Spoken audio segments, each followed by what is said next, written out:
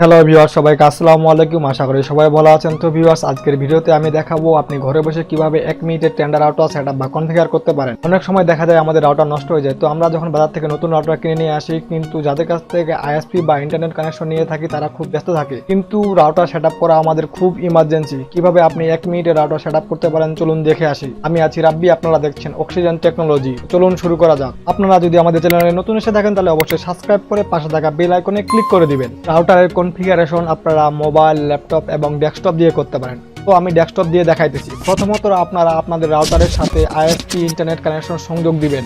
যদি মোবাইল দিয়ে কনফিগার করে থাকেন তাহলে ওয়াইফাই এর টেন্ডার নামটা পেয়ে যাবেন। তো আমি আমার ডেস্কটপের সিম্বলে ক্লিক করতেছি। তো দেখেন এখানে টেন্ডারটা চলে আসছে। তো এখান থেকে আমি কানেক্ট করে ফেলতেছি। প্রতিটা রাউটারের জন্য একটা আইপি অ্যাড্রেস থাকে, যেটা আপনারা এখন স্ক্রিনে দেখতে পাচ্ছেন। আমাদের রাউটার কানেকশন হয়ে গেছে অলরেডি। তো আমি আমার ক্রোম ব্রাউজার ওপেন করতেছি। তো আমি ক্রোমে চলে গেলাম। তো ওই আইপি অ্যাড্রেসটা এখানে টাইপ করবেন। তো আমি এখানে ইন্টার দিয়ে দিলাম।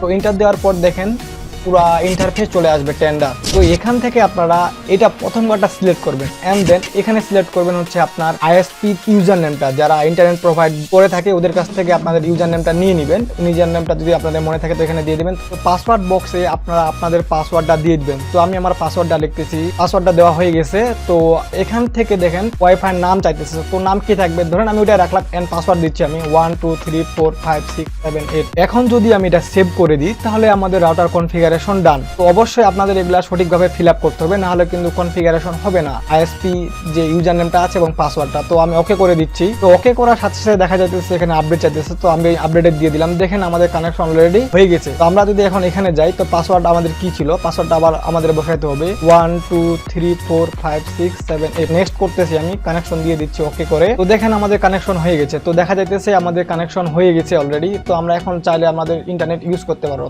তো আই হোপ কানেকশন হয়ে গেছে। এখন যদি আমরা আমাদের সেম আইপিটা এখানে এন্টার করি তাহলে আমরা আমাদের রাউটারের অ্যাডমিন প্যানেলে চলে যাব। কিন্তু এটা অবশ্যই আমাদের মাথায় রাখতে হবে যে এইভাবে রাখা যাবে না কখনো, কারণ যে কেউ আমাদের অ্যাডমিন প্যানেলে অ্যাক্সেস নিতে পারে। এটার জন্য আমাদের অবশ্যই আমাদের পাসওয়ার্ড দিয়ে রাখতে হবে। আমাদের অ্যাডমিন প্যানেলে যদি আমরা পাসওয়ার্ড সেট করতে চাই যে কেউ যেন অ্যাক্সেস না নিতে পারে, তাহলে অ্যাডমিনিস্ট্রেটরে চলে আসবেন বা সব থেকে শেষের আইকনে চলে আসবেন। এখানে আপনার পাসওয়ার্ডটা আপনারা দিয়ে দিতে পারেন, যা ইচ্ছা দিতে পারেন। তো আমি দিচ্ছি 1 2 3 4 5 6 7 8 9 3। আবার দিচ্ছি আমি সেমটা 1 2 3 4 5 6 7 8 9 3। দেন আমি এখানে ওকে করে দিব। এখন যদি আমরা সেম আইপি অ্যাড্রেস দিয়ে লগ ইন করতে চাই, বা আমি এখান থেকে এই যে অটোমেটিকভাবে লগ আউট হয়ে গেলো, আমি যদি এখন সেম আইপি দিয়ে এন্টার করি তাহলে কিন্তু আমাদের সেটা আর আসবে না। আমাদের অ্যাডমিন প্যানেলের পাসওয়ার্ডটা চাইবে। তো পাসওয়ার্ডটা আমাদের কি ছিল 1 2 3 4 5 6 7 8 9 3। আমি এখন লগ ইন করতেছি। দেখেন এখানে আমাদের লগ ইন হয়ে যাবে। সব রাউটারের ইনফরমেশনগুলো আমরা পেয়ে যাবো। কিন্তু আমাদের বর্তমানে কতটা ডিভাইস অ্যাক্টিভ আছে এখান থেকে আমরা ইন্টারনেট কানেকশনের স্ট্যাটাস দেখতে পারবো, A to Z সব করতে পারবো এখান থেকে। তো আমাদের অলমোস্ট কনফিগারেশন হয়ে গেছে। ভিডিওটি যদি ভালো লাগে থাকে তাহলে লাইক, কমেন্ট এবং শেয়ার করবেন।